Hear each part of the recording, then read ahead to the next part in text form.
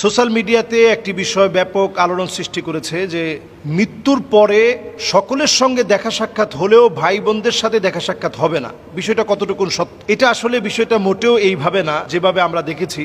আমার ছেলেও এই বিষয়টা প্রশ্ন করেছে যে আব্বা, আমি কি আমার ছোট বোনটার সাথে আর দেখা হবে না যদি আমি দুনিয়া থেকে চলে যাই? তো এটা প্রত্যেকটা মানুষেরই হৃদয়ে লাগার মতো একটা বিষয়, আসলে দেখা হবে কিনা। এটি খুব বেশি ভাইরাল হওয়াতে এই বিষয়টা নিয়ে কথা বলা আমি দায়িত্ব বলে মনে করছি। আপনারা নিশ্চয়ই যারা দেখেছেন এই বিষয়টি, এটা একটা ভিডিওর মাধ্যমে ছড়িয়ে পড়েছে এবং অনেকেই সেই ভিডিওর সাউন্ডগুলো শুধু ধারণ করে লিপসিং এর মধ্য দিয়ে এটা আরো বেশি ছড়িয়ে দিয়েছে। মৃত্যুর পরে যদি আপনি মুমিন ইমানদার হন, তাহলে অবশ্যই আপনি আপনার ভাই আপনার বোন সবার সঙ্গে আপনি দেখা করতে পারবেন। প্রমাণ হচ্ছে কোরআনুল কারীমের সূরা তুর। আল্লাহ রাব্বুল আলামিন বলছেন, সেদিন লোকদেরকে আলহাকনা বিহিম যুররিয়াতাহুম, তাদের নিজেদের আত্মীয় স্বজনের সঙ্গে মোলাকাত করায় দেওয়া হবে, ভাইয়ের সঙ্গে মোলাকাত করায় দেওয়া হবে, বোনের সঙ্গে মোলাকাত করায় দেওয়া হবে। আলহাকনা বিহিম যুররিয়াতাহুম, ভাই তার বোনকে পাবে, বোন তার ভাইকে পাবে। অবস্থা দেখবে সেদিন এমন হবে যে ভাই হয়তো জান্নাতি, বোনটা হচ্ছে জাহান্নামী। দেখার পরে বলবে যে আল্লাহ, আজকে আমার বোনের গায়ে জাহান্নামের পোশাক কেন? আল্লাহ রাব্বুল আলামিন সেদিন যদি মাফ করে দেন, এটা আল্লাহ রাব্বুল আলামিনের ইচ্ছা। আর যদি মাফ না করেন, তাহলে ওই দেখাটাই শেষ। এরপরে যদি আল্লাহ তাআলা দেখান তাহলে ভিন্ন বিষয়। তাহলে বোঝা যায় যে মৃত্যুর পরে ভাই তার বোনকে দেখতে পাবে, বোন তার ভাইকে দেখতে পাবে। ইমানদার হলে দেখা সাক্ষাৎটা খুব স্বাভাবিক থাকবে। মাঝে মাঝেই দেখা সাক্ষাৎ হবে, যখনই মন চাবে আপনি দেখা সাক্ষাৎ করতে পারবেন। আপনার সাথে দেখা সাক্ষাতের মধ্য দিয়ে বিভিন্ন গল্প হবে। আল্লাহর জান্নাতে বাড়ি হবে এমন, এক তালা থেকে আরেক তালা হবে। মা বাইনা সামা ওয়াল আরদ, জমিন থেকে আকাশ যত দূরে, আকাশ থেকে জমিন যত দূরে, জান্নাতের এক তালা থেকে আরেক তালা হবে এত দূরে। সুবহানাল্লাহ বিহামদি। সেই জান্নাতের ভিতরে আল্লাহ তাআলা দেখা সাক্ষাৎ করিয়ে দিবেন। এটা কোরআনুল কারীমের আয়াত দ্বারা প্রমাণিত।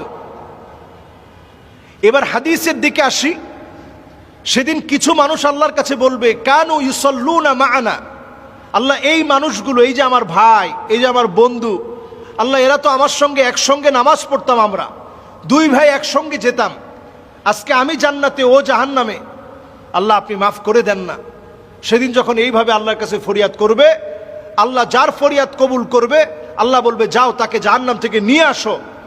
সেদিন গিয়ে আত্মীয় স্বজন একে অপরকে, বন্ধু বান্ধব একে অপরকে, ভাই তার ভাইকে টেনে নিয়ে আসবে। এটা হিসাবের বা বিচারের একটা পর্যায়ের কথা বলছি।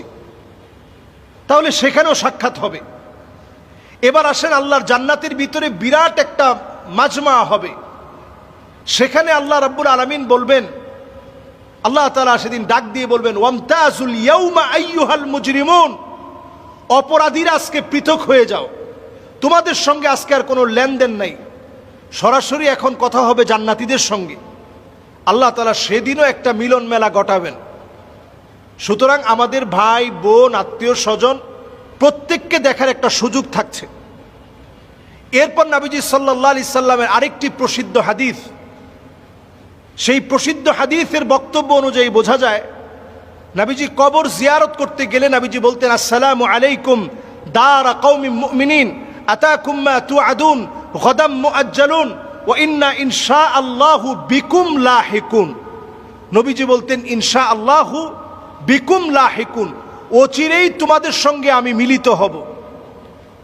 নবীজির চাচার কবরের সামনে দাঁড়িয়ে সাইয়্যিদুশ শুহাদা আমির হামজা রাদিয়াল্লাহু তাআলা আনহুর কবরের সামনে দাঁড়ায় নবীজি বলছেন, অচিরেই আপনার সঙ্গে আমার মিলিত হবে, অচিরেই আপনাকে আমি দেখব, আপনাকে আমি পাবো। তার মানে বোঝা যায় আত্মীয় স্বজনের সঙ্গে, তার মানে বোঝা যায় আত্মীয় স্বজনের সঙ্গে একটা দেখা সাক্ষাৎ হবে, একটা মিলন মেলা হবে। সেদিন আল্লাহ তাআলা যাকে চাবে সেই মিলন মেলায় আল্লাহ তাআলা শরীক করাবেন। আল্লাহ তাআলা আপনার আত্মীয় স্বজনকে দেখাবেন। আল্লাহ আমাদেরকে বোঝার তৌফিক দান করুক, পড়েন আমিন।